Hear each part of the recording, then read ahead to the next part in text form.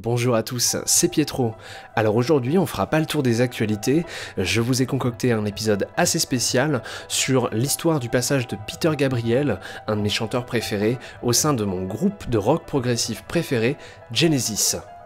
En 1974, Phil Collins perd le téléphone de Peter Gabriel. Il s'agit ici du premier incident connu qui aurait provoqué la rivalité entre les deux musiciens. Lors d'un concert à Glasgow, toujours en 1974, Peter Gabriel pète super fort et une jeune femme du public le surnomme alors Stinker Gabriel, ce qui frustre énormément les musiciens du groupe qui reprochent à Peter de renvoyer une image de gros pitre qui nuit à l'image du groupe. En France, pays où le groupe avait déjà 2 disques de diamant, c'est un fait excessivement rare à l'époque, les fans le surnomment sobrement Pété Gabriel.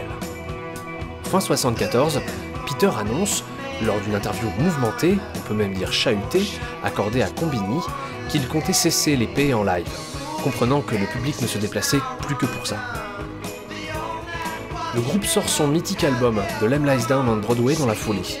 Le magazine Les Un Rock titre son article critique The groupe égorgé de foutre lies down on Broadway, ce qui a le don de frustrer Collins sans commune mesure. Steve Hackett raconte plus tard qu'à la lecture de l'article, Collins et Gabriel ont passé une matinée entière à s'affronter dans un concours de château de cartes, leur faisant rater une ultime interview avec le New York Times, qui n'avait jusque-là jamais réussi à en obtenir, et qui avait annoncé que cette tentative serait la dernière. Les 3 précédentes tentatives s'étant soldées par des échecs, car un des membres, toujours différent, faisait caca et avait le popo cucu coincé sur les toilettes. Peter Gabriel annonce en décembre 1974 qu'il participera à la tournée de The Lamb, mais qu'il quittera le groupe à la fin de celle-ci. La tournée de concert est une réussite et le groupe est à nouveau parfaitement soudé. Malheureusement, un vice administratif caché empêche le groupe de signer à nouveau avec Peter Gabriel, qui est envoyé par l'Agence nationale pour l'emploi d'Angleterre à rejoindre le groupe Martin et les Fourmis. Ce nouveau groupe ne connaîtra jamais aucun succès et tous les enregistrements ont été détruits par erreur par Phil Collins. Un nouveau virage artistique pour Peter était alors nécessaire. Il crée son alter ego Crétin Gabriel et devient alors la figure principale de défense des droits de l'homme de la décennie 80. Peter Gabriel disparaît en 1991 dans les rues de Camden Town. La presse s'emballe alors que le chanteur avait simplement quitté le groupe de journalistes qui l'accompagnaient pour aller acheter des chaussures. 2 jours plus tard, Peter Gabriel tente de contacter la presse pour leur annoncer son retour, mais il n'y parvient pas parce que son téléphone avait tout simplement été perdu par Phil Collins. Peter Gabriel propose alors une collaboration artistique avec le groupe en 1999 dans un morceau titré Carpet Crawlers 1999. Ce morceau n'aura absolument aucun succès et le public commencera finalement à appeler Peter Gabriel Stinker Gabriel de nouveau, y compris en France où on a finalement appris à parler anglais.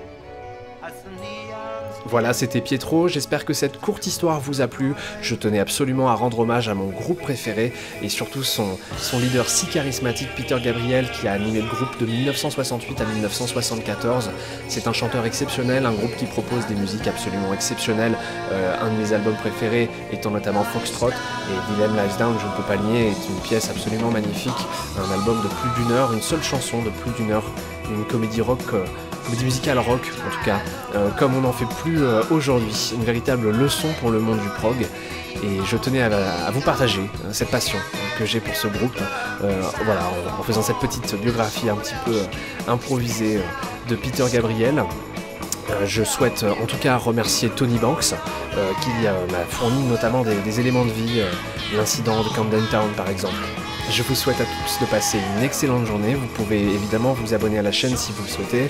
Si vous ne le souhaitez pas, ne le faites surtout pas. Je ne veux surtout pas vous forcer à le faire, mais ça pourrait m'aider si vous le faites, puisque ça vous tiendrait au courant des sorties de mes nouvelles vidéos notamment. C'est ce que YouTube prévoit avec ce bouton d'abonnement. Je vous souhaite en tout cas de passer une excellente journée. J'espère que vous allez profiter là du D-Day, c'est le 6 juin, c'est dans 5 jours, il va y avoir des célébrations pour le débarquement, notamment à la ville de Caen.